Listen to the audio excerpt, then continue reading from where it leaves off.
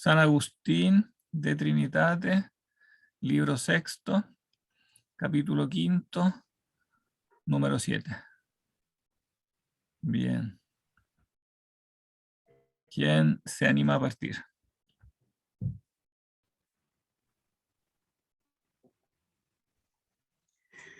Yo puedo. Eros. Ya, perfecto. Dice, por lo cual también el Espíritu Santo subsiste en la misma unidad e igualdad de sustancia. Me asusté porque colapsó el computador aquí. Lo puse en un equilibrio inestable. Ahora sí, parte de nuevo. Ya dice, por lo cual también el Espíritu Santo subsiste en la misma unidad e igualdad de sustancia.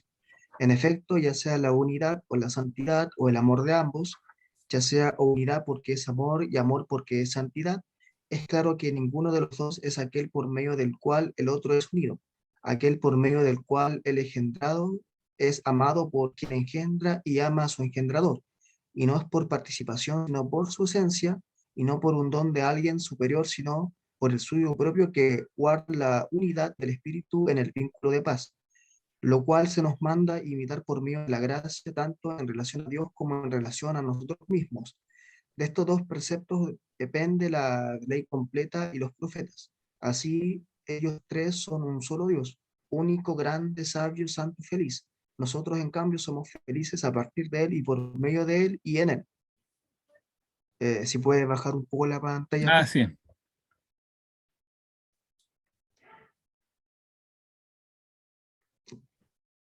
Nosotros, en cambio, somos felices a partir de Él y por medio de Él y en Él, porque a través de los dones de Él, entre nosotros somos una sola cosa, pero con Él somos un solo espíritu, porque nuestra alma es unida tras Él. Para nosotros es bueno unirnos a Dios, porque Dios condenará a todo aquel que fornica lejos de Él. Por lo tanto, el Espíritu Santo es algo común del Padre y del Hijo. Cualquier cosa que aquello sea, o más bien la misma comunión consustancial y coeterna, la cual, si convenientemente se la puede llamar amistad, que se la llame así, pero es más apto, si puede bajar de nuevo la pantalla, pero es más apto que se la llame amor, caritas. Y esta también es una sustancia, porque Dios es una sustancia y Dios es amor, por, como está escrito. Y como es al mismo tiempo una sustancia con el Padre y con el Hijo, así también es al mismo tiempo grande y al mismo tiempo buena y al mismo tiempo santa, y todo aquello que se dice en relación a ella. Pues para Dios no es una cosa el ser y otra el ser grande o bueno o lo demás, como mostramos más arriba. En efecto, si allí es menos grande el amor que la sabiduría es amada menos que lo que ella es. Por lo tanto, es igual, de modo que la sabiduría sea amada cuán grande ella es. Pero la sabiduría es igual al Padre, como discutimos arriba. Por lo tanto, es igual también el Espíritu Santo y, si es igual en todos los aspectos, a causa de la suma simplicidad que hay en aquella sustancia.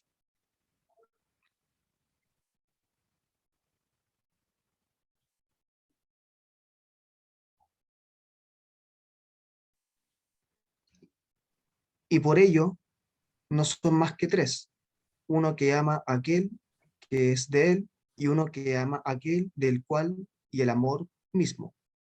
Si ya no es nada, ¿de qué modo Dios es amor y lectio? Si ya no es sustancia, ¿de qué modo Dios es sustancia? Si no es justa, quesinil est. ¿De qué modo Dios es amor? Que sería, ella sería la sustancia. O sea, si ella sería aquella sustancia, ¿no? Si ella no es nada, ¿de qué modo Dios es amor? Si ella no es sustancia, si non est substancia. Quomodo Deus substancia est, sí. Sí.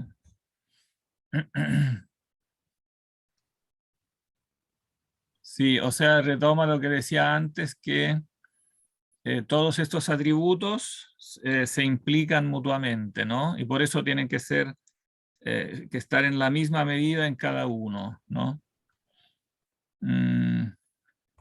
Tiene que ser al mismo tiempo grande y al mismo tiempo buena y al mismo tiempo santa. Y todo aquello que se dice en relación a ella. Pues para Dios no es una cosa el ser y otra el ser grande o bueno o lo demás, ¿no?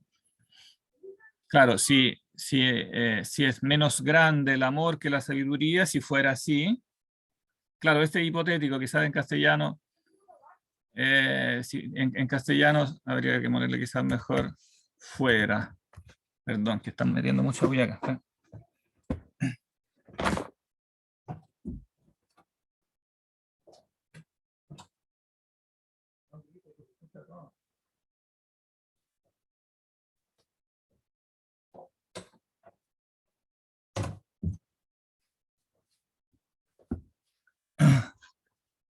Perdón, es que hay personas que gritan mucho. Bien. En efecto, si allí fuera menos grande el amor que la sabiduría, entonces la sabiduría sería amada menos que lo que ella es, ¿no? O sea, tiene que ser amada por lo que ella es. Entonces, digamos, el amor no puede ser menor que la sabiduría, ¿no? La sabiduría es el Hijo, el amor es el Espíritu, y tienen que ser iguales, porque si no, no sería, digamos, la acción proporcional a su sustancia. Por lo tanto, es igual, ¿no? De modo que la sabiduría sea amada, cuán grande ella es, ¿no? Por todo lo que ella es, en toda su entidad, diríamos.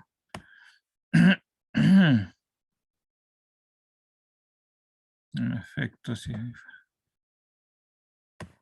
O sea, en otras palabras, estos tres aspectos, ¿no?, del ser se implican mutuamente, de forma tal que no pueden ser disparejos, ¿no? Bueno, él tiene en mente, evidentemente, el trasfondo teológico de esto es el Concilio de Nicea, ¿no?, que había dicho que en la Trinidad hay una misma esencia, ¿no?, pero él lo está aquí analizando desde el punto de vista filosófico, cosa que no había sido hecha por el Concilio. Él está sacando, digamos, todas las consecuencias filosóficas, cosa que nadie había hecho antes. En esto es como un pionero, ¿eh?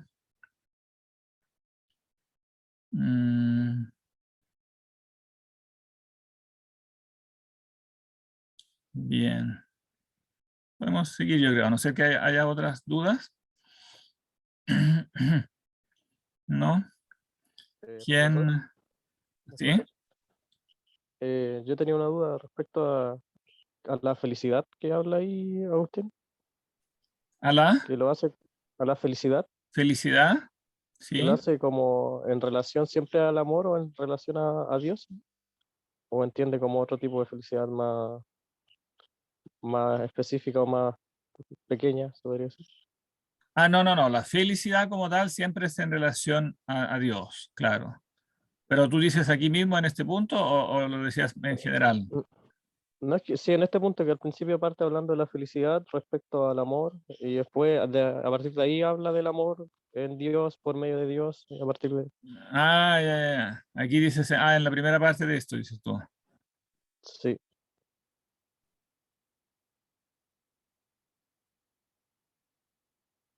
Donde dice, somos felices a partir de él. somos felices a partir de él aquí. Sí, Claro, ellos sí. tres son un solo Dios, único, grande, sabio, santo, feliz.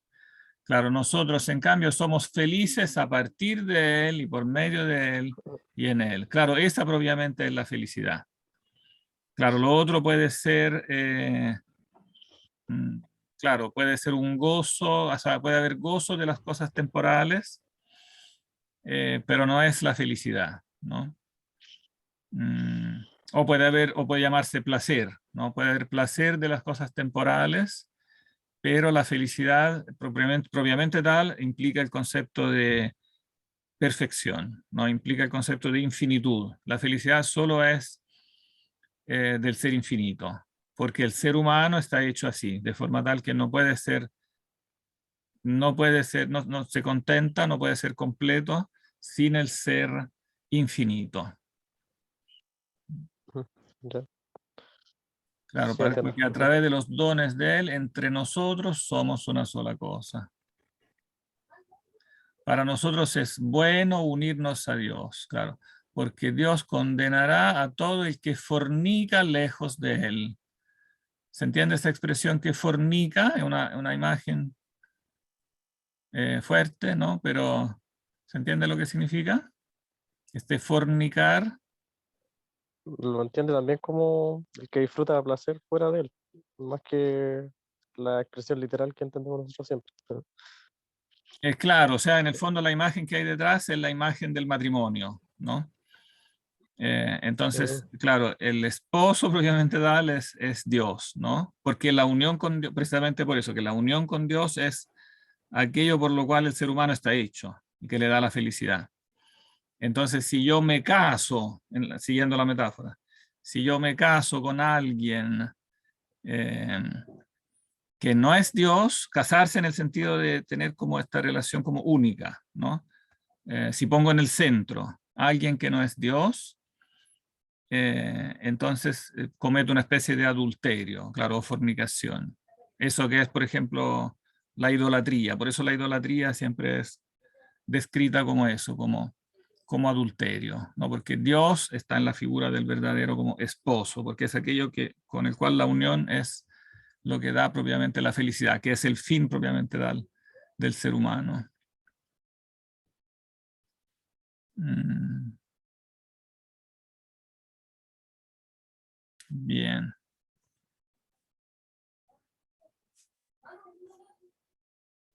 ¿Quién sigue?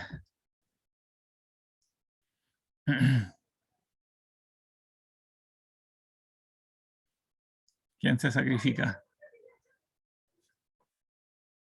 Yo voy a continuar, profe. Ya, tú eres el sireneo. Ya.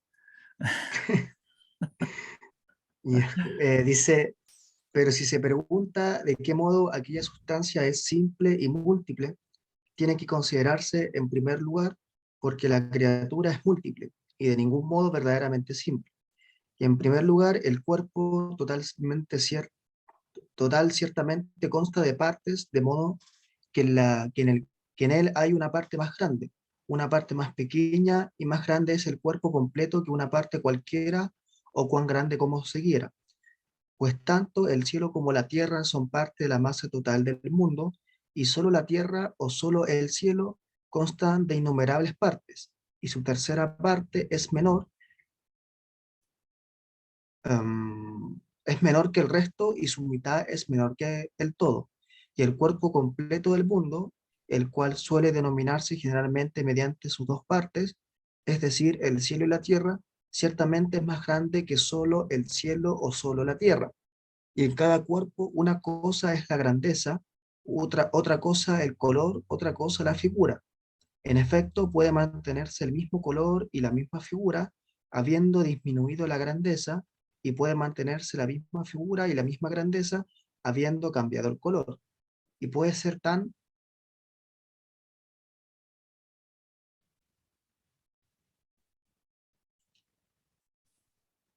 y puede ser tan grande y coloreado de la misma manera, sin que permanezca la misma figura, y cualquiera otras cosas que se digan conjuntamente del cuerpo pueden ser cambiadas tanto conjuntamente como la mayoría de ellas y las restantes. Y a través de esto se demuestra que la naturaleza del cuerpo es múltiple y de ningún modo simple. También una criatura espiritual, como es el alma, es ciertamente más simple en comparación con el cuerpo, pero si no se la compara con el cuerpo, es múltiple. Tampoco ella misma es simple. Es más simple que el cuerpo porque no se esparce con su masa a través del espacio de un lugar, sino que en cada cuerpo está completa en el cuerpo completo y está completa en cualquier parte de él. Y por eso, cuando sucede algo que el alma sienta en una parte del cuerpo tan pequeña como se quiera, aunque no suceda en el cuerpo completo, sin embargo, el alma completa lo siente, porque aquello no le es desconocido a ella completa.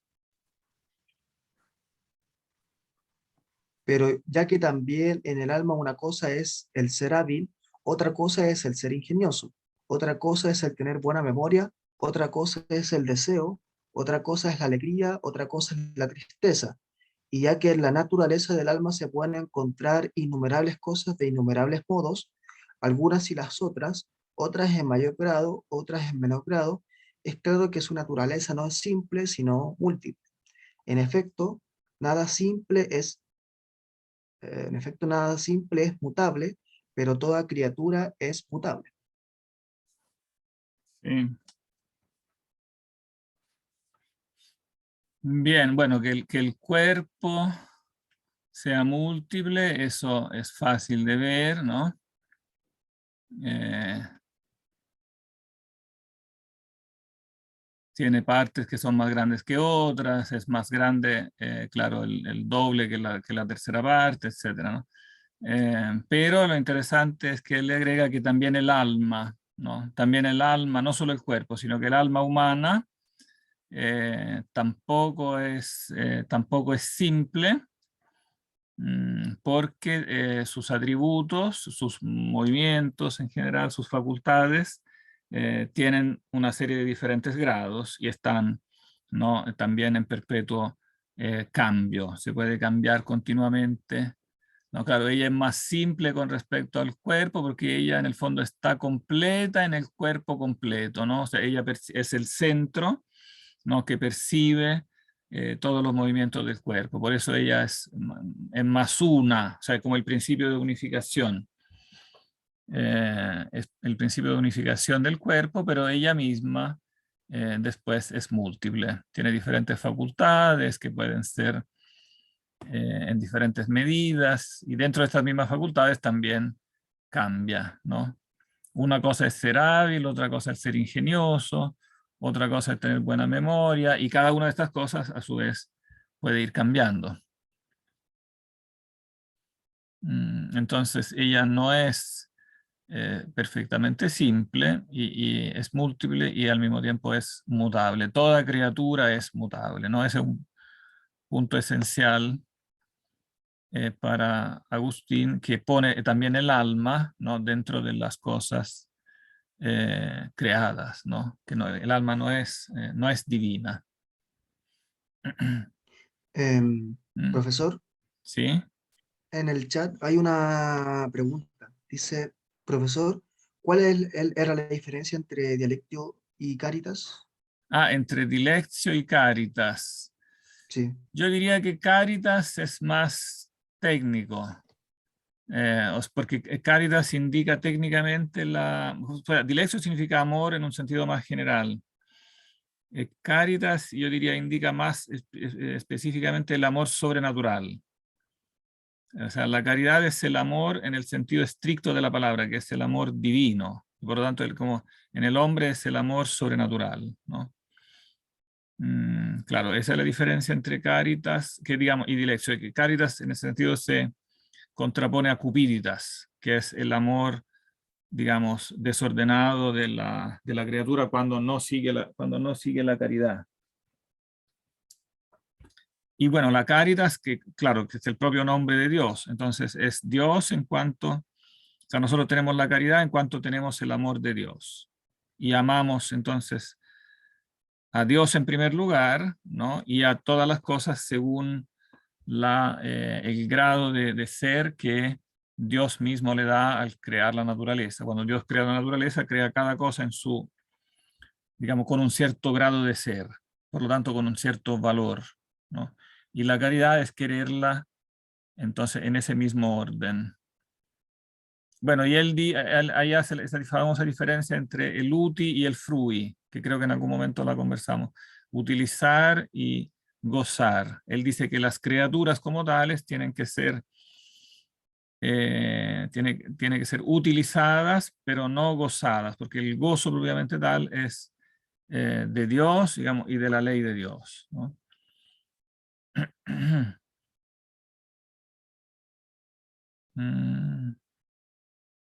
Claro, yo creo que ahí, yo personalmente creo, no sé si lo habíamos conversado ya esto a fondo, pero yo creo que esa postura es un poquito extrema, yo no la comparto totalmente. Yo comparto casi todo lo que dice Agustín, ¿eh?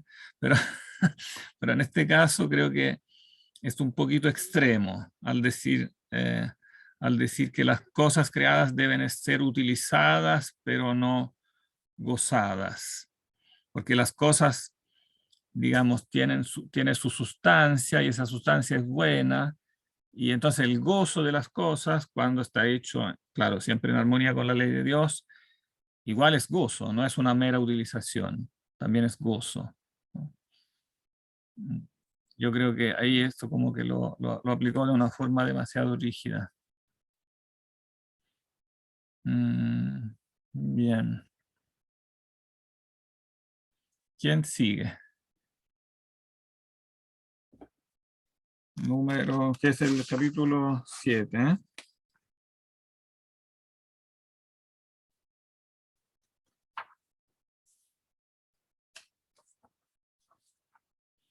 Yo creo que Catalina podría ayudarnos.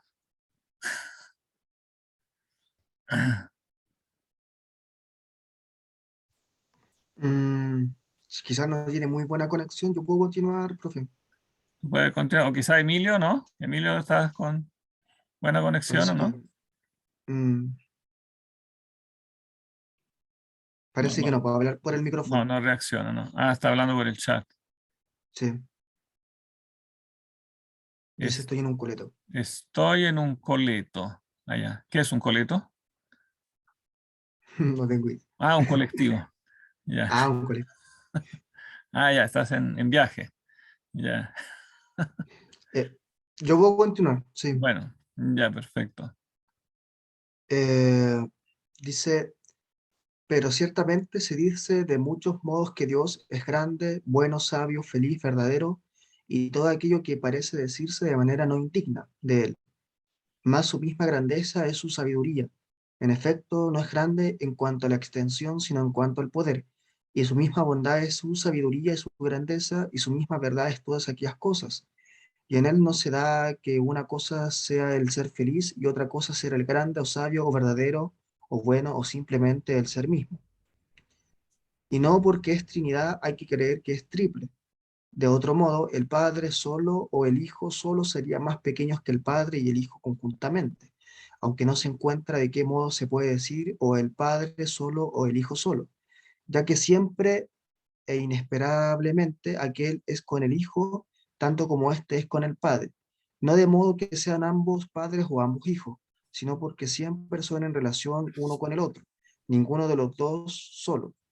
Sin embargo, ya que decimos que el único Dios es la misma Trinidad, aunque siempre esté junto con espíritus y almas santas, pero solo decimos que ella es Dios, porque aquellos, no solo Dios junto con aquel, del mismo modo decimos que solo el Padre es Padre, no porque esté separado del Hijo, sino porque ambos no son el Padre conjuntamente. Ujú. Sí, entonces, bueno, aquí resume esta como conexión necesaria, ¿no? O sea, está evidentemente la base bíblica para eso, pero él la reflexiona a la luz de los conceptos mismos que expresan. O sea, el ser padre necesariamente es ser padre de un hijo, ¿no? Y ambos son unidos en el amor, de manera que no son concebibles, ¿no? Entonces no es solo un asunto de la fe, que por la fe sabemos eso, sino que podemos de algún modo comprobarlo con la razón, que estos conceptos son, Claro, como, claro, se llaman mutuamente, ¿no? El padre es padre del hijo, digamos, y hay una dualidad en cuanto al tema del conocimiento, ¿no? El hijo es el verbo, o sea, es la esencia divina en cuanto conocida, que por lo tanto tiene necesariamente esta dimensión como dual, como del sujeto y del objeto, por decirlo con la terminología posterior. Y al mismo tiempo tiene que estar la conexión entre ambos, ¿no? No pueden concebirse como el sujeto y el objeto, ¿no? Sin esta conexión que es el amor. Por lo tanto, no son concebibles también racionalmente, por aquel aspecto, claro, que podemos conceptualizar humanamente. Entonces, es una relación necesaria, o sea, es una sustancia cosa que no había previsto Aristóteles cuando hablaba de la sustancia, ¿no? Porque él hablaba de la sustancia y después de la relación. Pero aquí tenemos, entre los accidentes, pero aquí tenemos una sustancia que incluye en sí misma la relación, ¿no? La relación es sustancial, ¿no?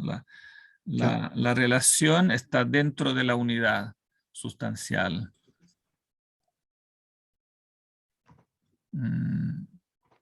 Claro, y en eso yo diría, claro, él da realmente un paso, ¿no? Que nunca había dado la metafísica anterior, la metafísica griega. Y tampoco la metafísica cristiana, ¿no? Porque como verdad de la fe existía, pero como reflexión metafísica no había llegado a este punto. Si uno lee, por ejemplo, los tratados griegos sobre la Trinidad inmediatamente anteriores, como de la generación anterior, que ya contaban con la definición del Concilio de Nicea, se hablaba de una esencia, de tres hipostasis, pero estas tres hipóstasis, o hipostasis, como sería el plural en griego, siempre se concebían como en el fondo tres entidades que comparten la misma naturaleza. Como por ejemplo la similitud que hacen los padres griegos del siglo IV es, bueno, en el fondo son como tres hombres, o sea, de hecho se representaban gráficamente en los iconos como tres hombres que comparten la misma naturaleza humana, ¿no? Así las tres personas divinas comparten la misma naturaleza humana, pero no se reflexionó hasta el fondo de qué significa que aquí la naturaleza no es algo anterior, ¿no? No es algo anterior, como en el ser humano, la naturaleza humana es anterior a los individuos humanos, ¿no? Aquí la naturaleza divina no es anterior a las personas divinas, sino que cada una de las personas divinas tiene la naturaleza, ¿no? Pero son tres porque al mismo tiempo tienen la relación, ¿no? Tienen la única naturaleza, pero son tres personas que se relacionan una con otra y por lo tanto también se distinguen, se oponen en esta relación. El Hijo no es el Padre y el Hijo no son el Espíritu.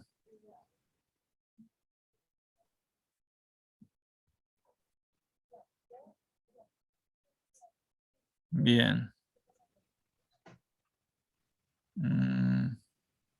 Todavía tenemos tiempo. Sí, sigamos nomás. ¿A quién le toca? Dice, O sea, le toca siempre a... Ya quedó sí, establecido que le toca siempre a Eros. a menos que alguien quiera, El, sí. Sí. el amor, ¿ves? Le toca siempre a Eros. Dice, por lo tanto, ya que el Padre solo, o el Hijo solo, o el Espíritu Santo solo es tan grande como el Padre y el Hijo y el Espíritu Santo conjuntamente, de ningún modo hay que llamarlo triple. Claramente los cuerpos se agrandan por agregación. En efecto, aunque quien se une a su esposa sea un solo cuerpo, se hace un cuerpo más grande que si fuera solo el del esposo o solo el de la esposa. En cambio, en las realidades espirituales, cuando una cosa más pequeña se une con algo más grande, así como la criatura con el creador, aquella se vuelve mayor que lo que era, no aquel. En efecto, en aquellas cosas que no son grandes en relación a la extensión, ser mayor es lo mismo que ser mejor. Pero el espíritu de una criatura se hace mejor al unirse al creador que si no se uniera, y con ello se hace mayor, ya que es mejor. Por lo tanto, quien se une al Señor es un solo espíritu, pero con ello el Señor no se hace más grande, aunque sí lo hace quien se une al Señor. Luego, en Dios mismo, al unirse el Hijo igual al Padre igual, o el Espíritu Santo igual al Padre y al Hijo, Dios no se hace mayor que uno solo de ellos, porque no es posible que esa perfección aumente. Pero es perfecto tanto el Padre como el Hijo o el Espíritu Santo. Y el Dios perfecto es Padre e Hijo y Espíritu Santo, y por eso es una Trinidad más bien que una. Espera. Más bien que una triplicidad. Sí, Claro, no es triple. Claro, como serían tres entidades separadas, no es que se predica una única naturaleza que comparten, pero siendo diferente de ellas. Claro, aquí es importante esta aclaración que hace sobre el mayor, ¿no? Porque mayor, claro, puede tener el equívoco de entenderse en un sentido de extensión física, Pero cuando se le predica de una criatura no material, de algo no material, entonces mayor no es más que mejor. Claro, es sinónimo de mejor, ¿no? Bueno, eso lo tendrá presente San Anselmo cuando dirá, Dios es lo mayor, no id quo maius cogitari nequit, aquello mayor de lo cual no se puede pensar nada, ¿no? Claramente está pensando en mayor en este sentido, de mejor. Entonces, claro, en las realidades espirituales, claro, si se da la unión entre la criatura espiritual y Dios, evidentemente la criatura se hace mayor, claro, pero no en el sentido que se sumen las dos, ¿no? Se hace mayor porque se hace mejor al contacto con la realidad divina, ¿no? La criatura con el creador. Aquella se vuelve mayor que lo que era, ¿no? Pero no es que, por ejemplo, Dios al unirse de la criatura se le sume algo a él, ¿no? Más bien es la criatura que recibe, ¿no? Que recibe un crecimiento en calidad, o sea, sube de calidad, ¿no? El espíritu de una criatura se hace mejor, ¿no? Al unirse al Creador, que si no se uniera y con ello se hace mayor. Claro, no es que a la criatura se le sume Dios, en el sentido de que se suman dos, como dos cuerpos se suman, ¿no? Y entonces miden más. No, es que la criatura al contacto con él, o sea, al unirse con la voluntad al Creador, se hace mejor, se diviniza.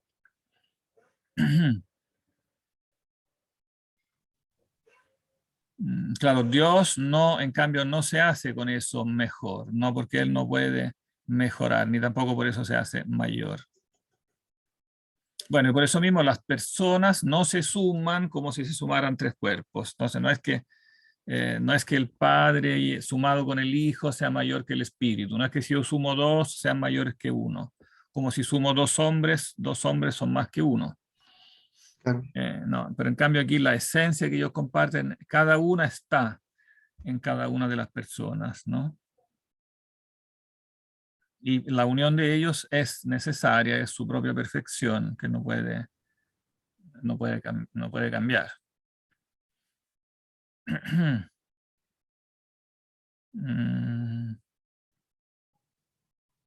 Bien. Sigamos nomás con el 9. Dice, y ya que mostramos de qué modo se puede llamar a él solo Padre, porque allí no es Padre sino Él, hay que considerar la proposición que dice que el único Dios verdadero no es el Padre solo, sino el Padre y el Hijo y el Espíritu Santo. En efecto, si alguien pregunta si el Padre solo es Dios, ¿de qué modo se responderá que no lo es? Salvo quizás digamos que el Padre ciertamente es Dios, pero que Él no es único Dios, sino que el Dios único es el Padre y el Hijo y el Espíritu Santo. Pero, ¿qué hacemos respecto al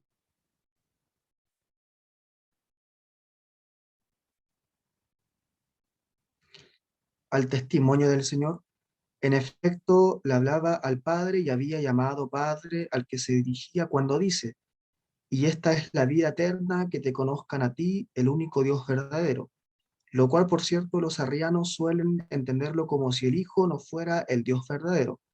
Al refutarlos, tenemos que ver si estamos obligados a entender lo que dijo al Padre, que te conozcan a ti, el único Dios verdadero, como si hubiese querido insinuar con ello que el Padre solo es el Dios verdadero, para que no entendiéramos que Dios no es sino los tres juntos, Padre, Hijo y Espíritu Santo.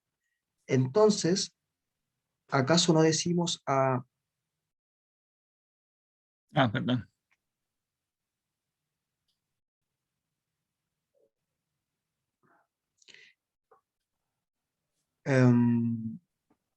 ¿acaso no decimos a partir del testimonio del Señor que el Padre es el único Dios verdadero y que el Hijo es el único Dios verdadero y que el Espíritu Santo es el único Dios verdadero y que conjuntamente el Padre y el Hijo y el Espíritu Santo es decir, conjuntamente la Trinidad misma, no son tres dioses verdaderos, sino el único Dios verdadero, o ¿por qué agregó y al que mandaste Jesucristo? Hay que sobreentender el único Dios verdadero, y el orden de las palabras es que te conozcan a ti y al que mandaste Jesucristo, el único Dios verdadero. Entonces, ¿por qué guardó silencio sobre el Espíritu Santo? ¿Acaso porque es consecuencia de que donde quiera que se mencione a uno estando unido con el otro, por medio de una paz tan grande que por ella ambos son una sola cosa, a partir de ello se entienda también esa misma paz, aunque no se las mencione? Pues también el apóstol parece como si en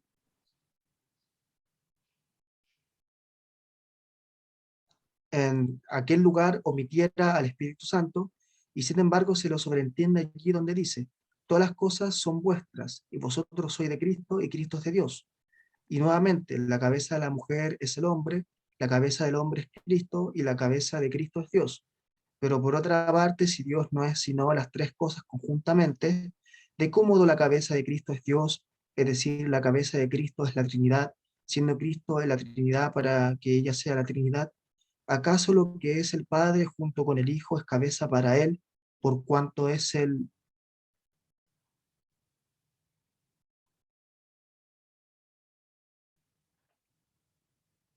por cuanto es el Hijo solo? En efecto, el Padre es Dios junto con el Hijo, pero solo el Hijo es Cristo, sobre todo porque ya habla como verbo hecho carne. Según tal condición humilde, también el Padre es más grande, así como dice, porque el Padre es más grande que yo, para que ese mismo ser Dios que Perdón. Que Él tiene como una sola cosa junto con el Padre, sea la cabeza del hombre mediador, lo cual es Él solo. En efecto, si correctamente decimos que la mente es lo principal del hombre, es decir, como si fuera la cabeza de la sustancia humana, siendo que el hombre es hombre junto con la mente, ¿por qué el Verbo junto con el Padre, lo cual es conjuntamente Dios, no es mucho más apropiadamente y con mucha más razón cabeza de Cristo, aunque no se pueda entender Cristo hombre, sino junto con el Verbo que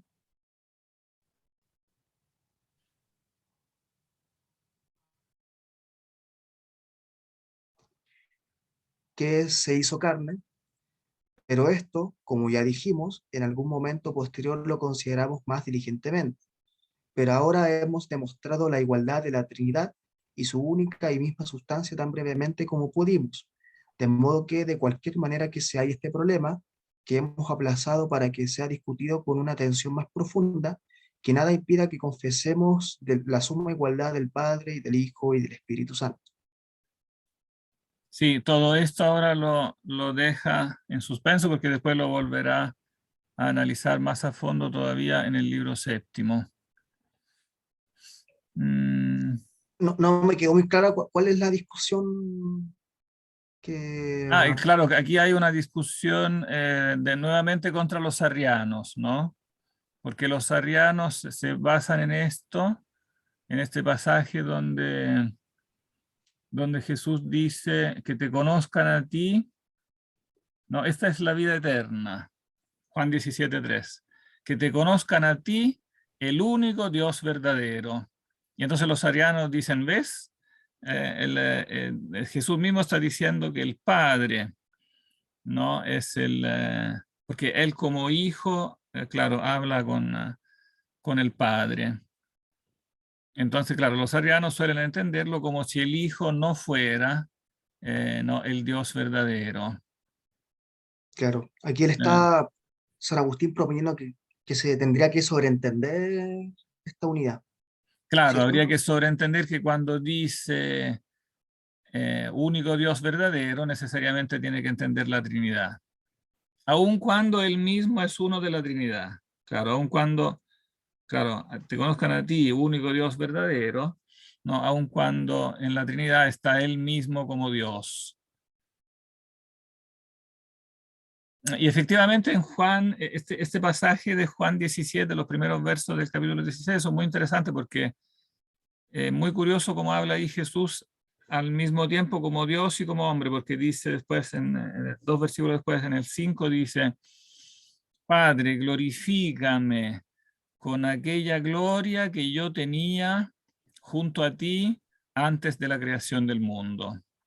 Entonces está clara esta ambigüedad del yo, porque cuando dice glorifícame, ¿no? Es claro que está hablando de su naturaleza humana, porque solo la naturaleza humana puede ser glorificada, en el sentido de adquirir gloria, porque la naturaleza divina ya tiene la gloria.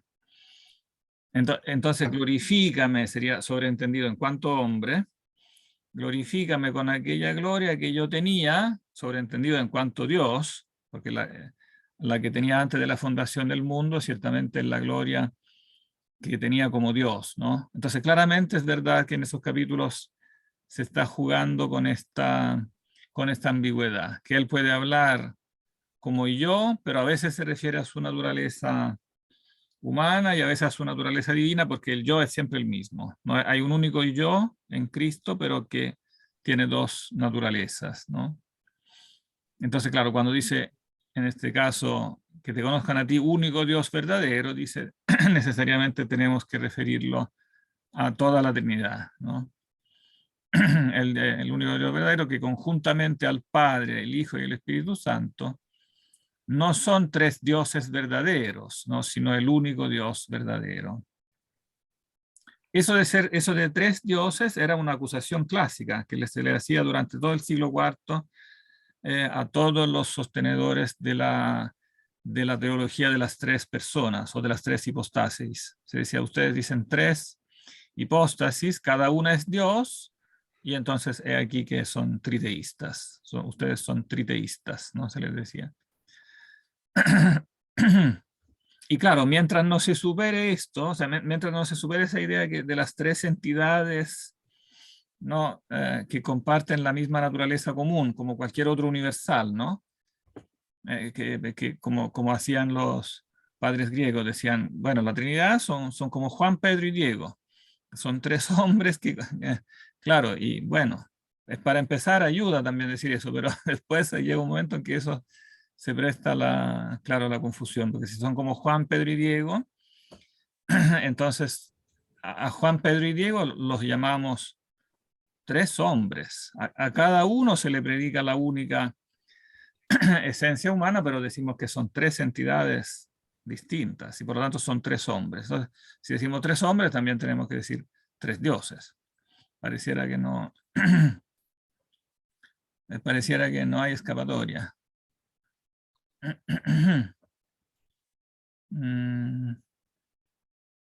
Bien. Claro, entonces ahí él trae a colación como otros pasajes donde está la misma como ambigüedad, ¿no? Por ejemplo, esto de que la cabeza del hombre es Cristo, claro, y la cabeza de Cristo es Dios, ¿no? Vosotros sois de Cristo y Cristo es de Dios. Claro, si la progresión es jerárquica, entonces cuando se dice que Cristo es de Dios, quiere decir que ahí se está entendiendo la naturaleza humana, ¿no? Cristo es de Dios porque en su naturaleza humana se adhiere a Dios, o sea, su voluntad humana se dirige a Dios, pero en cuanto a voluntad divina, Él es Dios. La cabeza de Cristo es Dios, ¿no? ¿De qué modo? Evidentemente, la cabeza de Cristo es la Trinidad, ¿no? Aun cuando Cristo mismo, en cuanto Dios, no está en la Trinidad misma.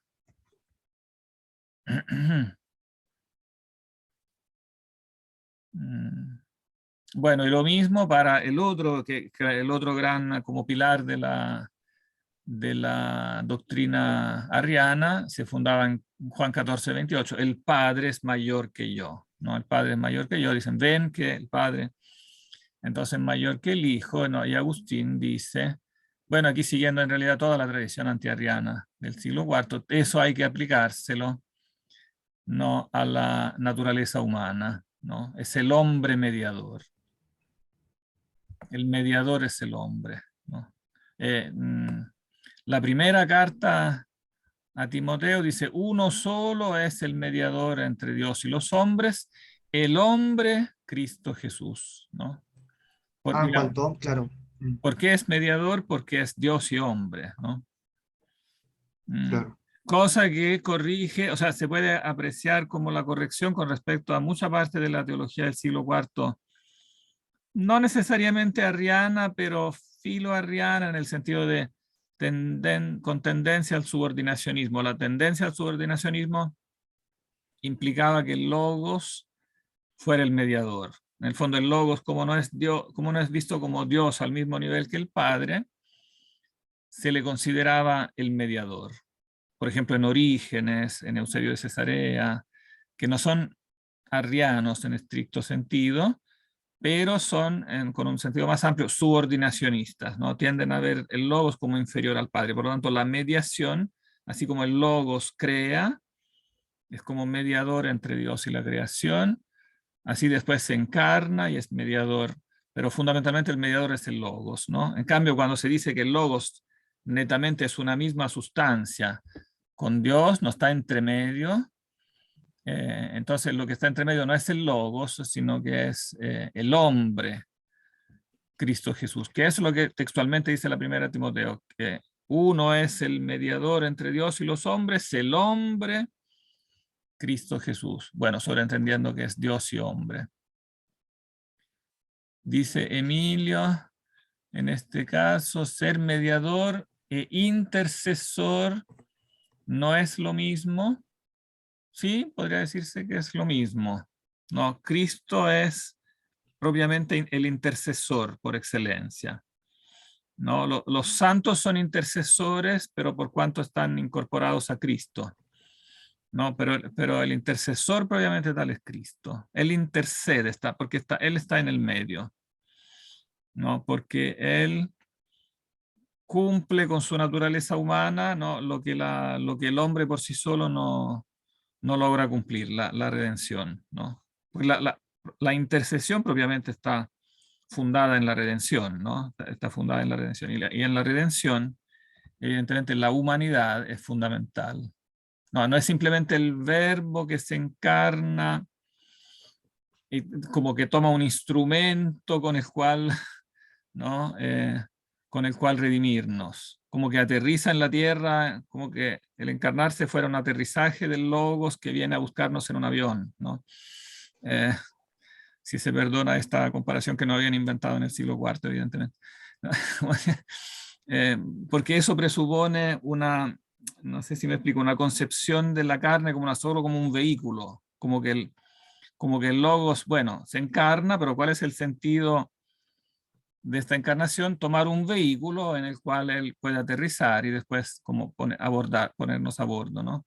Pero eso puede también servir como imagen, ¿no? Pero hay que completar esto diciendo que la carne no es solo un vehículo, porque en la concepción de Juan, ¿no? La carne, y en el del Nuevo Testamento en general, la carne es todo el hombre, es toda la criatura humana.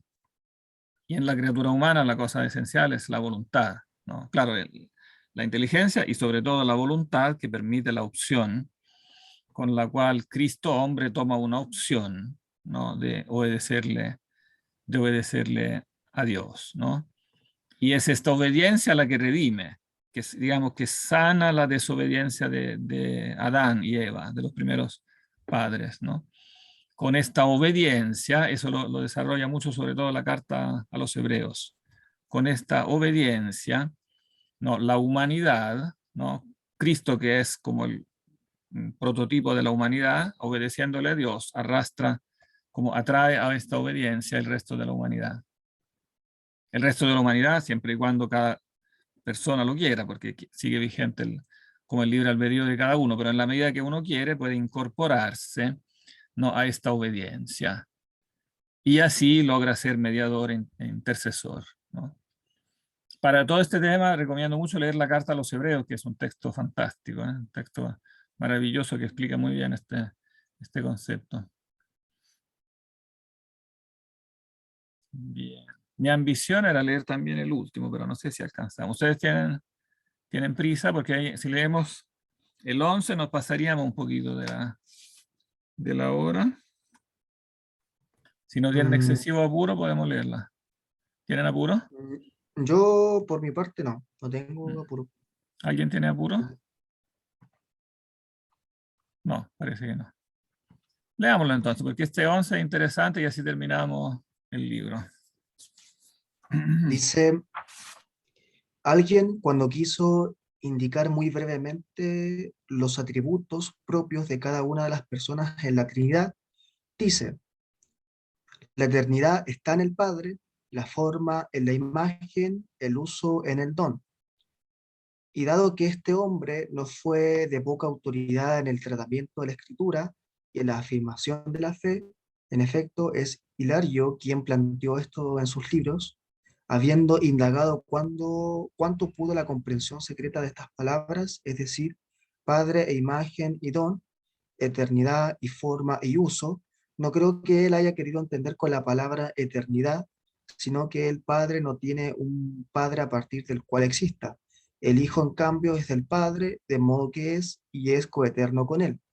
En efecto, si la imagen imita perfectamente aquello de lo cual es imagen, ello se iguala con aquello, no aquello con su imagen.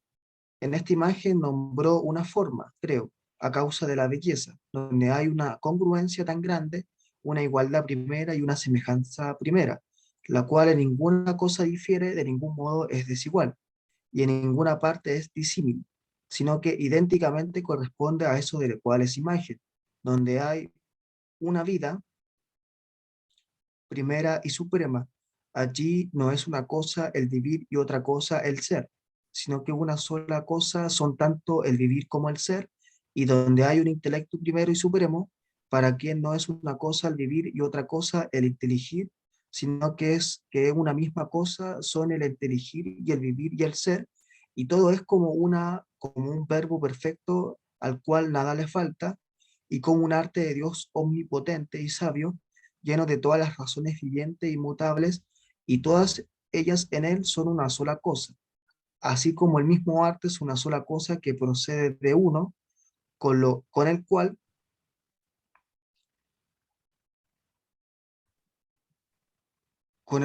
es una sola cosa.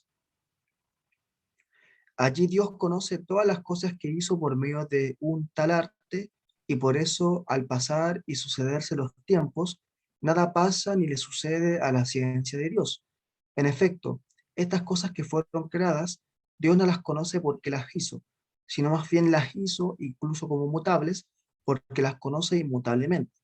Por lo tanto, es tal abrazo inefable del Padre y de la imagen, no es sin completo gozo, sin amor, sin alegría. Luego, ese amor, deleite, felicidad o bienaventuranza, si es que puede ser expresada dignamente por alguna palabra humana, por él es llamada brevemente uso, y en la Trinidad es el Espíritu Santo, no engendrado, sino suavidad de quien engendra y del engendrado, que se derrama sobre todas las criaturas por su enorme generosidad y abundancia según la capacidad de ellas, pero que mantengan su orden y para que repose cada una en su propio lugar. Y termina con ¿Continúo? el 12, que es el último, y así lo comentamos todos juntos. Dice así. Por lo tanto, estas cosas que fueron hechas por el arte divino muestran en sí misma una cierta unidad, forma y orden. Y en efecto, cualquiera de estas cosas es algo unitario, así como las naturalezas de los cuerpos y los caracteres de las almas, y por alguna forma es creada, así como las figuras o las cualidades de los cuerpos y los conocimientos o las artes de las almas, y busca o posee algún orden, así como los pesos o las reuniones de cuerpos y los amores o las delectaciones de las almas. Por lo tanto, es necesario que mirando al Creador por medio de la intelección de las cosas creadas, entendamos la Trinidad, de la cual aparece un digno vestigio en la creación. En efecto, en aquella Trinidad está el origen supremo de todas las cosas y la más perfecta belleza y la más feliz delectación. Por lo tanto, aquellas tres cosas parecen determinarse mutuamente a partir de sí misma y son infinitas en sí misma. Pero aquí en las cosas corpóreas, una sola cosa no es lo mismo que tres cosas conjuntamente, y dos cosas son algo más que una sola cosa. Por el contrario, en la Suprema Trinidad una sola cosa es lo mismo que tres cosas conjuntamente, y dos cosas son algo más que una sola cosa, y ellas son infinitas en sí mismas. Y dos cosas no son algo más que una sola cosa, y ellas son infinitas en sí mismas. Bueno, la había leído mal. Así, cada una está en cada una, todas en cada una todas en todas, y una sola cosa en todas. Quien ve esto, ya sea parcialmente o por medio de un espejo en un enigma, que se alegre conociendo a Dios y que lo honre como Dios y que dé gracias. En cambio, quien no ve esto, que aspira a verlo por medio de la piedad y no a despreciarlo por medio de la ceguera, porque Dios es una sola cosa, pero sin embargo es Trinidad. Y no hay que entender confusamente a partir del cual todas las cosas, por medio del cual todas las cosas, en el cual todas las cosas, y no a muchos dioses, sino a Él gloria por los siglos de los siglos. Amén. Dios es unus est Deus. Oh, este texto es muy importante, ¿eh? ¿Se han dado cuenta? ¿Quién Sí, podría animarse a resumirlo, aunque tenga mal audio? O sea, mal, digo, micrófono. ¿podría regresar un poquito más arriba cuando se refiere a la frase de Hilario? Que me llamó la Sí. atención. Oh, Hilario es un personaje importante, ¿eh? Es un obispo de la Galia, de Poitiers, en Galia, que fue uno de los grandes protagonistas de la controversia arriana durante el siglo IV. Fue también exiliado porque los arrestado, castigado de varias maneras, porque los emperadores en un momento dado eran totalmente filoarrianos y empezaron entonces a utilizar incluso la represión penal, digamos, sobre todo contra los obispos nicenos, o sea, favorables al credo de Nicea. Y entonces es el primero que escribe un tratado propiamente tal dedicado a la Trinidad ex professo, el más importante antes del de, o sea, el único en realidad, antes del de Agustín, que sea propiamente Ah, centrado en la Trinidad. así se llama, de Trinidad de Ambient, ¿cierto? Tal cual, claro, se llama de Trinidad Ya. tal cual, sí.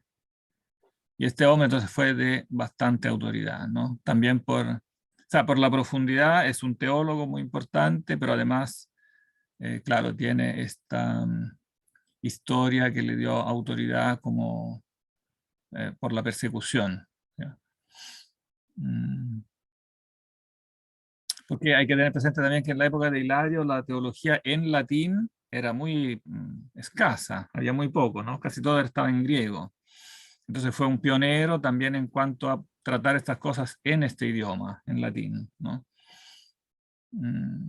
Y aquí tiene esta caracterización entonces de la Trinidad con estos tres conceptos, ¿no? La eternidad está en el Padre, ¿no? La forma en la imagen, ¿no? Y el uso en el don, ¿no? O sea, que quiere describir la Trinidad con estos tres conceptos, la eternidad, la forma y el usus. Claro, el usus, que quizás en castellano queda un poquito pobre traducirlo el uso, no es fácil traducir.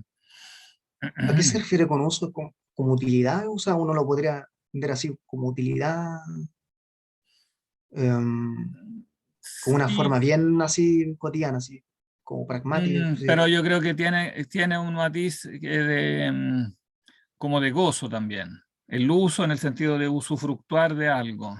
Ah, ya, claro. Sí. Que claro que no calza mucho con el esquema de Agustín, que él pretende reservarle el uso solo el verbo uti solamente a las criaturas, que se utilizan las criaturas, ¿no? Pero en el utilizarlas, como que el concepto es inseparable el concepto también de gozar. De hecho, como término jurídico se conocía como usufructo, o sea, el que usa las cosas Claro. goza de las cosas también, ¿no? Está, por ejemplo, el usufructo de una casa, ¿no? Claro, yo la uso, pero también la gozo. En este sentido él lo entiende, yo creo. Y el profe, cuando se refiere a la forma, a la imagen, ahí está usando como, igual como elementos de la tradición platónica o... Ah, claro, eh, claro, el Hijo es imagen del Padre, que está evidentemente en la tradición platónica. Pero que aquí Eh, como que me da la sensación de que él está primero ofreciendo una interpretación, o sea, él está como San Agustín, al interpretar esto está diciendo de que hay que tener cuidado con malinterpretar todo esto, con el sentido de que se te torne como imagen, como algo que es en jerarquía menor. No sé si me explico. claro, Eh, claro, sí, dice que hay que indagarlo con cura, claro, indagado cuanto pude, la comprensión secreta de estas palabras. Claro, son palabras, no, claro, no es un texto fácil. Entonces él lo claro, cita porque le llama la atención, pero no es un texto tan fácil, ¿no? Bueno, la forma en latín sería las species. Eh, claro, que también traducía eleidos, como la, claro, como la forma en el sentido de forma inteligible, la imagen en el sentido de la imagen inteligible del Padre, ¿no? Y el uso, bueno, el uso es el usus y la eternidad es la eternitas, eso es igual, pero la forma es las species. Entonces, bueno, el Padre, eso es fácil, es como el origen del ser, como el ser eterno, ¿no? El Hijo es la imagen de ese ser, como la impronta de ese ser, como dice el libro de la sabiduría, pero el uso, claro, o sea, es útil esta palabra porque eh, pone en un término relacional que no aparece, en cambio, en la palabra Espíritu Santo. Cuando se dice Espíritu, Espíritu Santo, no aparece evidentemente de modo inmediato esta cosa relacional, que sí aparece en Padre e Hijo, o cuando yo digo el ser y su imagen. Pero cuando digo Espíritu Santo, la palabra Espíritu es más general. Tanto así que él antes había dicho que de todo Dios se puede decir que es Espíritu. De hecho, en Juan 4:24 se dice Dios es Espíritu. De todo Dios se dice que es santo, se dice que el Padre es santo, que el Hijo es santo, que el Espíritu es santo. Entonces, esta fórmula Espíritu Santo no tiene nada tan específico ni tan claro que indique esta relación intratrinitaria. En cambio, cuando se dice claro, don, cuando se dice uso, claro, el don y el uso, ¿no? Aclaran cuál es como la función, como el estatus del Espíritu Santo digamos, en esta relación. Es el don del Hijo al Padre, ¿no? Perdón, del Padre al Hijo. Es la esencia donada del Padre al Hijo. Por lo tanto, el amor y por lo tanto también el gozar, el uso yo lo interpreto en ese sentido, o sea, este gozo, ¿no? Del Padre y del Hijo que viene del amor. Mm, pero veamos cómo lo explica él. Bueno, con la palabra eternidad, claro, indica en el fondo el origen del ser, ¿no? El Padre no tiene un Padre a partir del cual existe. El Padre es el origen del ser. claro. El Hijo, en cambio, es del Padre, de manera que, claro, que es y es coeterno con Él. Y entonces es la imagen perfecta de aquello de lo cual es imagen. Bueno, esto transcribe casi literalmente un famoso versículo del libro de la sabiduría, que aquí creo que no lo mencionamos, pero valdría la pena mencionarlo. ¿Se acuerdan cuál es ese versículo? Yo tampoco me acuerdo el No, no me número, sí, acuerdo, profesor. tendría que buscarlo, busquémoslo, porque es un texto importante. Voy a buscarlo en el Bible Gateway, ¿cómo se llama? Profe, mientras lo busca, tengo una pregunta. El texto de Hilario de Trinitate, eh, respecto del texto de San Agustín, ¿cuánta diferencia temporal hay? ¿Es mucha o poca?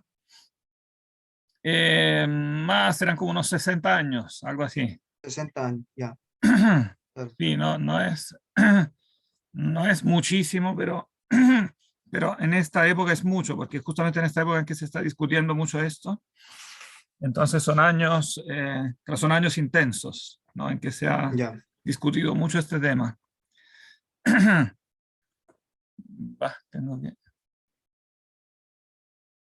No, ahora no logro volver a abrir internet. Ah, quizás tendría que dejar de compartir. Sí. Voy a buscar ahí para citarlo el texto de la sabiduría. Es sabiduría 7. ¿Eh? Solo que no me acuerdo el versículo exacto. A ver.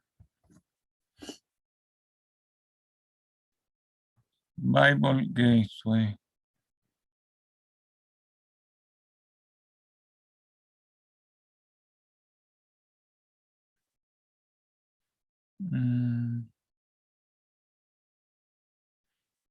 Elogio de la sabiduría. Ah, voy a compartirle esta página. El Emilio dijo versículo 26. 26, ¿eh? Voy a leer del 23. Hay en la sabiduría un espíritu inteligente, santo, único, multiforme, sutil, móvil, lúcido, puro, claro, inofensivo, amante del bien, penetrante, independiente, bienhechor, amigo del hombre, firme, seguro, tranquilo, que todo lo puede y a todo está atento, que penetra en todos los espíritus, los inteligentes, los puros y los más sutiles. La sabiduría se mueve mejor que el mismo movimiento y a causa de su pureza todo lo atraviesa y lo penetra, porque es como el aliento del poder de Dios. No me gusta el aliento. Vamos a poner el texto original. ¿Está?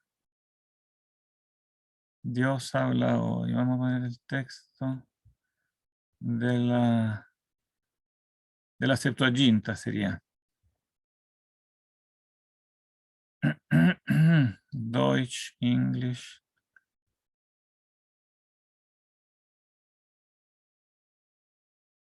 Uf. Español. Suomi, Francesco, Inés, Stefanus. Ah, no me digas que no está. Ah, claro, porque. Claro, porque este Bible Gateway es evangélico. Entonces no ponen. No está la Septuaginta. No, está solo el Nuevo. Está solo el Nuevo Testamento. Pongamos la latina entonces. Ya la pasamos, la latina no. Italiano, latina, Biblia Sacra, que es más fiel. Siempre la Biblia latina es más fiel que las versiones modernas. ¿Eh? Es más literal. Emanatio, no, vapor. Est enim virtutis Dei. Ah, por eso decía el aliento. Es un vapor, sí, como un soplo de la virtud de Dios, del poder de Dios. Una emanación de la claridad, del esplendor del Omnipotente. No, y nada nil inquinatum in eam incurrit. Candor est enim lucis eterne, speculum sine macula majestatis, et imago, no, aquí está la palabra imago que utiliza Hilario, ¿no? Imago bonitatis illius. Claro, o sea, es una imagen, pero no por eso inferior. Claro, por este texto es importante por eso, porque pone la imagen, pero es una imagen perfecta, ¿no? No como el hombre, por ejemplo, se dice que el hombre está hecho a imagen de Dios, pero evidentemente en un plano inferior. Esta, en cambio, es una imagen perfecta, como una emanación. Lamento no tener aquí el texto griego, pero después se lo mando. Porque todas estas palabras, claro, son como palabras técnicas en el fondo del platonismo, pero reinterpretadas a la luz de esta como igualdad. Vamos a poner entonces aquí la referencia. Sabiduría 7, 25, 26. Ella se iguala con aquello, no aquello con su imagen. Y en esta imagen nombró una forma, claro, species, a causa de la belleza. Porque en latín, no, species traduce eidos, pero también significa belleza. La species es la belleza de algo.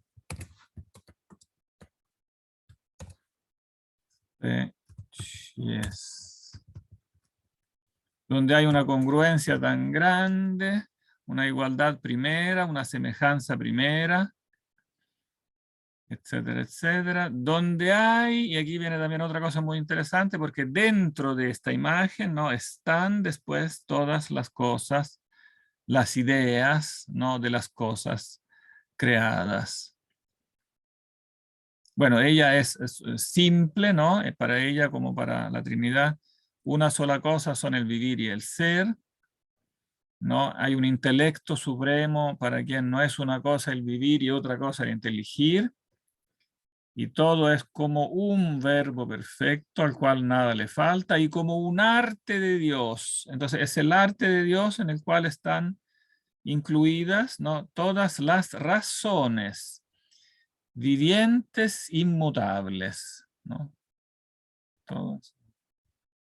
Y todas ellas en él son una sola cosa, así como el mismo arte es una sola cosa que procede de uno, con el cual es una sola cosa, ¿no? Este texto es muy importante, porque este arte, ¿no?, es el mismo como, claro, intelecto como persona divina, pero también objetivamente incluye, ¿no?, las razones de todas las cosas, o sea, las ideas de todas las cosas, que son entonces no otras sustancias, que es un poco, no como otras tantas entidades subsistentes, como se la imaginaba el neoplatonismo, como que son usíai, como cada una subsistente dentro del nous, por lo tanto forman como una multiplicidad real, ¿no? Pero aquí se deja en claro que esta multiplicidad de las ideas no es real. Claro, no está ese vocabulario técnico real que será después medieval, ¿no? Lo real, lo virtual, etcétera. Pero está la intuición, ¿no? Que ellas son, pero como razones, no son entidades como separadas. Son vivientes, pero son, digamos, una sola, única vida con él, ¿no? Son las razones vivientes porque son parte de su misma vida, ¿no? Todas ellas en él son una sola cosa, ¿no? No hay como una multiplicidad real, en otras palabras, sino que son una sola cosa con él, así como el mismo arte es una sola cosa que procede del uno. Y ahí entonces Dios conoce todas las cosas por medio de un tal arte, ¿no? Y por eso las cosas, claro, se suceden ellas una a otra, pero nada le pasa ni le sucede a la ciencia de Dios, ¿no? Ella comprende todo al mismo tiempo, toda la sucesión de las cosas, ¿no? Y Dios las conoce todas en este arte eterno, todas al mismo tiempo, y nada entonces le sucede a la ciencia de Dios. ¿Y por qué? Bueno, porque las cosas, evidentemente, Dios no las conoce porque las hizo, sino al revés, ¿no? Las hizo porque las conoce. O sea, la relación es inversa a la que ocurre con el intelecto humano, que evidentemente conoce las cosas porque existen. Digamos, primero las cosas tienen que existir para que el intelecto humano las conozca. Pero en cambio la relación con respecto al intelecto divino es la inversa. Las cosas existen porque primero Dios las conoce. No podrían existir si primero Dios no las conociera, porque porque la propia inteligibilidad de las cosas, ¿no?, es condición de su existencia. Entonces no podrían llegar al ser si primero no fueran inteligidas. Dios, y eso lo resume él en poquísimas palabras, ¿no? Dios no las conoce porque las hizo, sino más bien las hizo porque las conoce, ¿no? Y no solo eso, evidentemente, no solo la hizo porque las conoce, sino además porque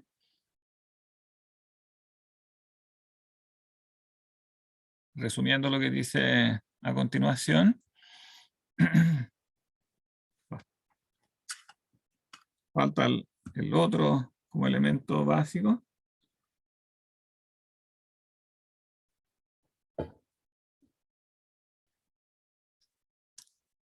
Las hace porque las conoce y porque además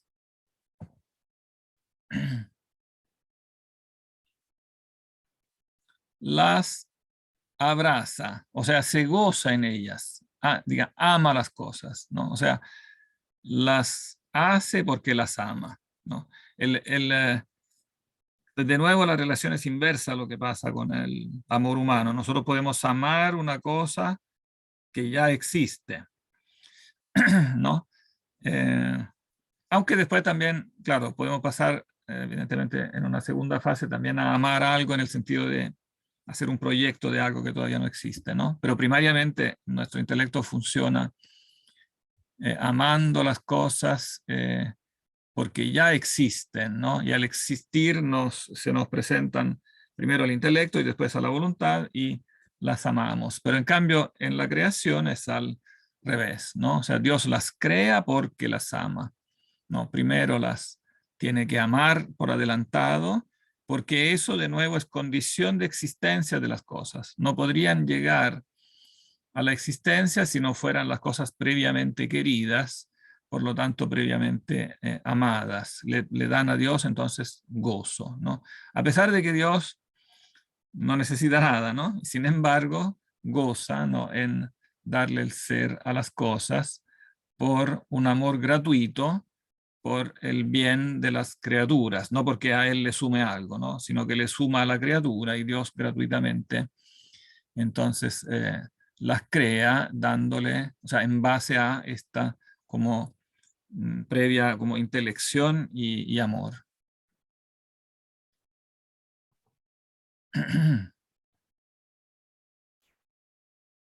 Luego ese amor, ¿no?, deleite, felicidad, bienaventuranza, si es que puede ser expresada dignamente por alguna palabra humana, por él es llamada brevemente uso, ¿no?, que en el fondo dice lo que yo estaba interpretando antes, ¿no? Este uso entonces significa como deleite. Dios se deleita con las cosas, ¿no? Por eso cuando las crea dice esto era bueno, esto otro era bueno. En el Génesis, ¿no?, a cada una de las cosas que se crean después se dice y Dios vio que era bueno. Y bueno, y Agustín por supuesto comenta ahí en el comentario al Génesis, por supuesto no es que lo hizo, lo vio y ahí recién se dio cuenta que era bueno, sería ridículo, ¿no? Él vio que era bueno previamente, previó que era bueno. O sea que, claro, como en Dios, en esta acción de Dios no hay en realidad una sucesión temporal en Dios mismo. Él al mismo tiempo que la entiende y la quiere, la crea y se goza, entonces también con la cosa.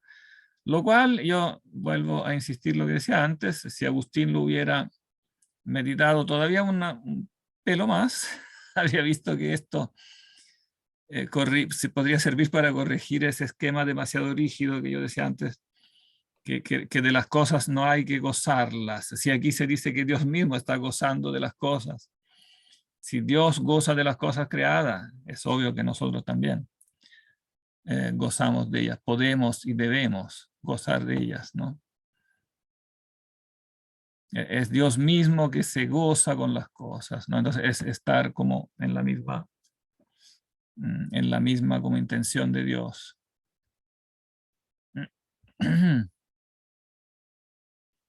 Que se derrama sobre todas las criaturas, entonces bueno, y eso es el espíritu, entonces el amor, que se derrama sobre todas las criaturas por su enorme generosidad y abundancia, según la capacidad de ellas, ¿no? Según su orden, para que mantengan su orden y para que reposen cada una en su propio lugar.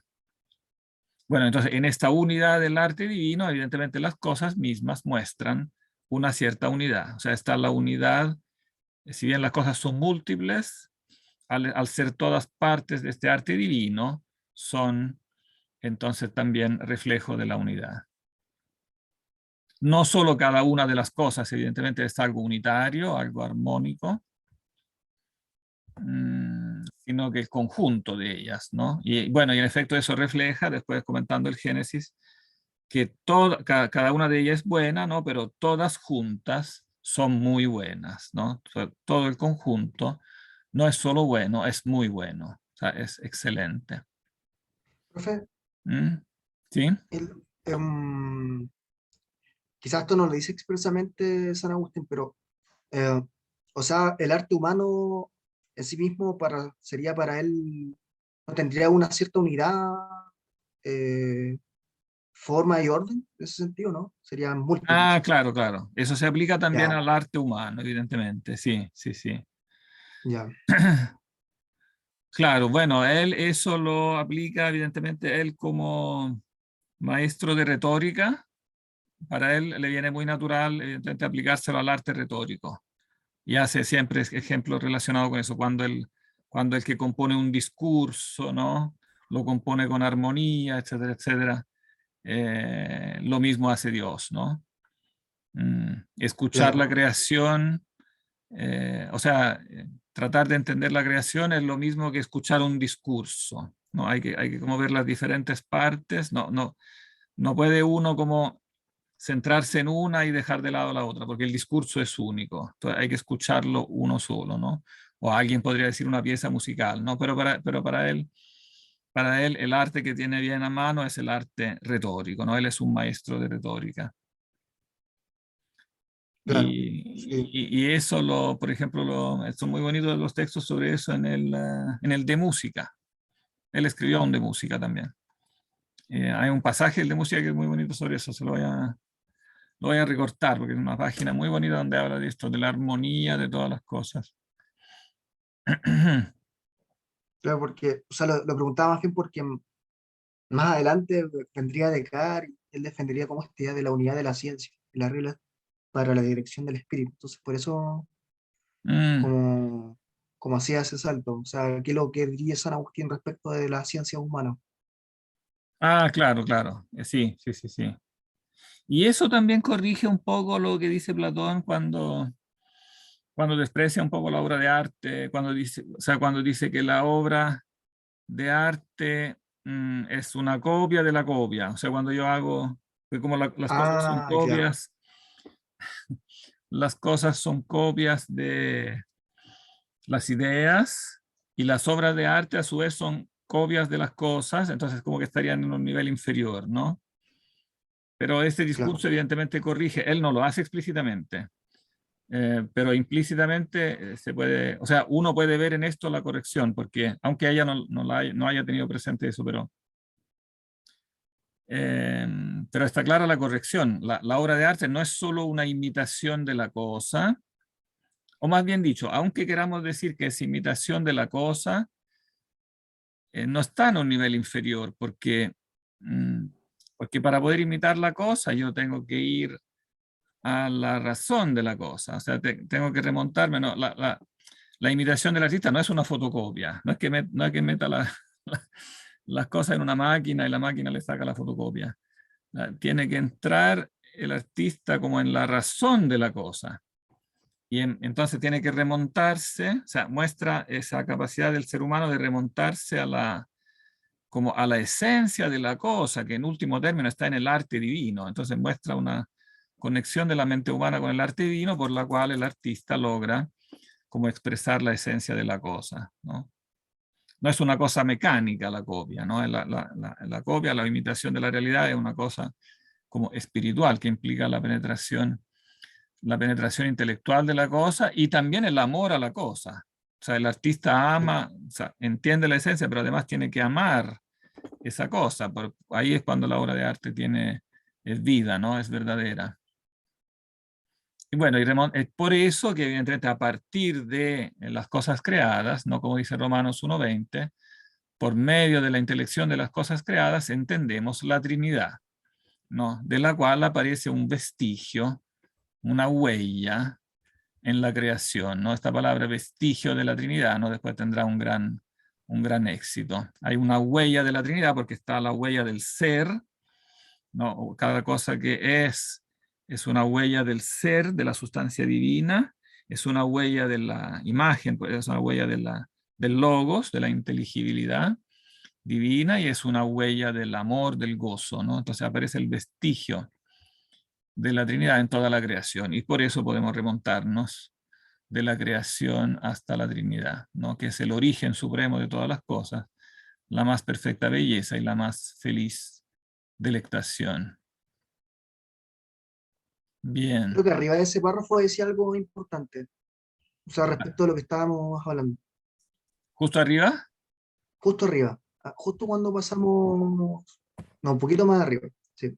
espera que voy a subrayar esto. Tú dices un poquito más arriba que esto.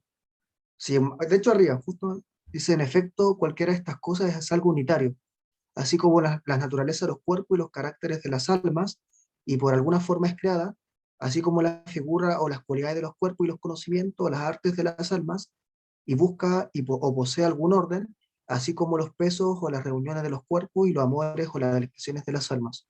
O sea, y yo veo como esa idea como de, de que las artes, las almas, de cierta manera igual eh, tienen como esa como tienen como proscrito algo unido, no sé, como al buscar este orden, eh, como esta posesión de reunión con los cuerpos.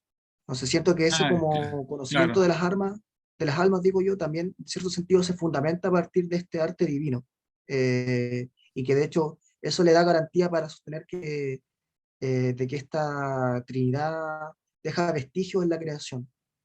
Ah, claro, sí, claro, porque hay un doble aspecto. Por un lado, cada una de las cosas es una unidad, tiene algo unitario, pero claro, además cada una busca relacionarse con las demás. Entonces busca claro, ordenarse con las demás, busca unirse, cada cosa busca como unirse con otra para formar un orden superior, en definitiva, ¿no? Entonces todas las cosas no solo son cada una de ellas es una unidad ordenada, sino que además cada una busca relacionarse con las demás en un orden superior, ¿no?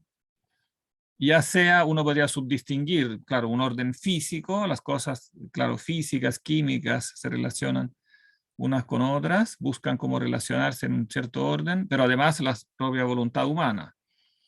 El ser humano busca cómo relacionarse con los demás, ¿no? Busca esa relación, es como algo, digamos, como esencial, algo sin el cual, digamos, el ser humano no puede tener, como encontrar sentido, ¿no? Bien, les agradezco la paciencia, la participación. Este era un texto muy, muy importante. Obviamente hay más textos que se podrían reflexionar al margen de esto. Yo les voy a mandar unas referencias para complementar, quizá uno o dos textos para complementar estos conceptos que son muy importantes. Emilio dice, que es bastante buena, claro. Espera, que dice varias cosas. No, Buenaventuriano. Claro, Buenaventura hablará mucho de esto del vestigio de la Trinidad. Pero después quedará el clásico, también está en Santo Tomás, o sea, esa idea del vestigio. Pero sí, yo diría que el que más, quizá el que más claramente lo retoma es San Buenaventura. Vicente. Profe, para el ensayo nos pidió citar las confesiones. ¿Qué libros nos recomendaría tener más en consideración para eso? Recomendaría, bueno, repasar el séptimo, que nosotros lo comentamos en detalle. Y también si uno quiere repasarlo, están los videos grabados. Se puede también repasar ahí. Porque el séptimo es absolutamente central, ¿no? De toda su filosofía. Y también es interesante en este aspecto el cuarto. En esto de la imitación, por ejemplo, cómo el ser humano es imagen de Dios, imita a Dios. Hay páginas interesantes en el libro cuarto también. Uno podría también tomar en consideración otro libro, por ejemplo, en el libro 11, que no lo alcanzamos a leer en clase, se habla del tema del tiempo. Entonces también está esta relación entre la eternidad y el tiempo. En los últimos libros de las confesiones 12 y 13 se habla de la creación, también son un comentario al Génesis. Entonces ahí hay material también para comparar, porque hay una meditación profunda sobre este tema de la creación, entonces en la forma en que el hombre se relaciona con Dios, el cosmos se relaciona con Dios en todos los aspectos. En general, la Trinidad, perdón, la Trinidad, las confesiones son una reserva de materiales y tienen la gracia de que están expresados en términos también literariamente bonitos y además sintéticos, porque él como que sintetiza muchas cosas en las confesiones, ¿no? Entonces, en ese sentido, recomendaría repasar el séptimo, el cuarto y también los últimos libros, que son comentarios al Génesis.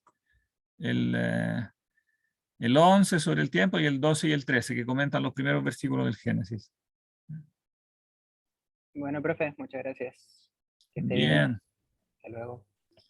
Bien, los dejo entonces porque ya es súper tarde. Vamos a tener que aplazar una vez más eso del... espera que voy a dejar aquí de grabar. Para mañana, profe, pero sin Eh, falta, por favor.